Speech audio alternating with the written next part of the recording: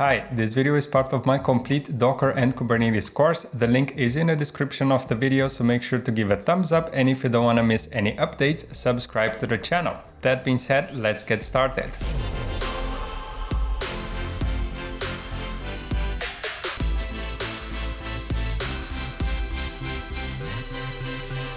Let's then send a request with an invalid notebook ID, 123 here. Let's send this, and then we immediately get an error that the notebook was not found. This is great, this is as expected. Let's get here all our notebooks. Let's see if we have any saved notebooks. I'm just gonna get the notebooks. That's perfect, we have one notebook here. Let's now copy this, and let's send a post request to our notes endpoint.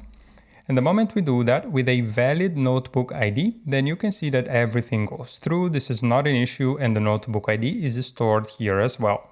We might now send a request with an invalid or with a non-existing notebook ID, but with a valid object ID. So let's change the two A's here to B, so BB here, and let's send this. And the moment we do that, we will also get the message that the notebook was not found. So this is a bad request. This is a valid notebook ID, but since it is not saved in our notebooks backend database, we're also getting the error that the notebook was not found. But what happens when the notebook's backend is actually not reachable at all? Let's simulate that by jumping to the terminal. Let's split the terminal here into two. Let's get a new terminal running here. Make sure that you are inside of the Nodes REST API folder and that you can visualize all the containers running here with Docker Compose PS. We have the notebooks, notebooks.db, nodes, nodes.db, and reverse proxy. So let's now stop our notebooks service. We're just going to say Docker Compose stop notebooks like so. And the moment we do that, we will see notebooks1 exited with code 143. Now the notebooks service is not able to answer any request. So what happens if we actually print or if we actually try to send a request with this information? If we now send this request, you will see that we immediately get a response back. And we are storing the notebook ID here.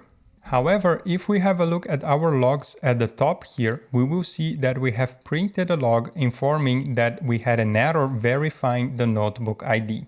The upstream notebook service is not available, and we are storing the note with the provided ID for later validation. This is the error that we got, and this is the provided notebook ID.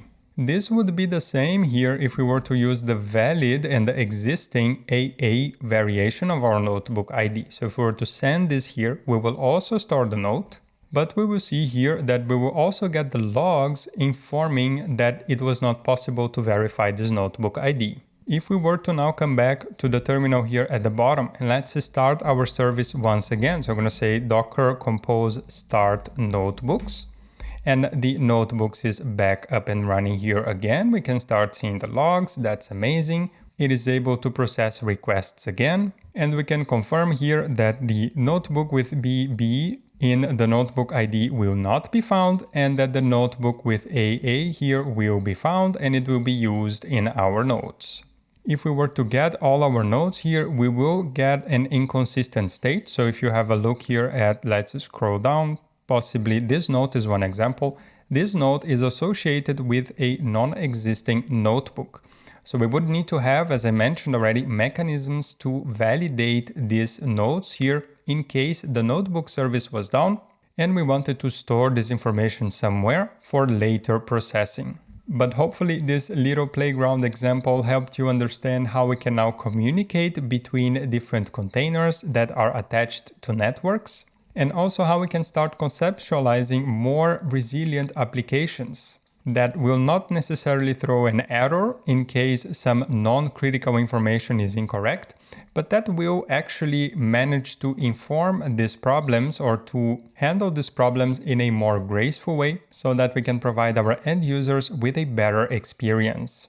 That's amazing. We have done a lot of things in this project, explored a lot of concepts around Compose, around Docker, and also a little bit around application development with Express. I'm so proud of you for completing this project, so let's take a very well-deserved break and come back in the next lecture.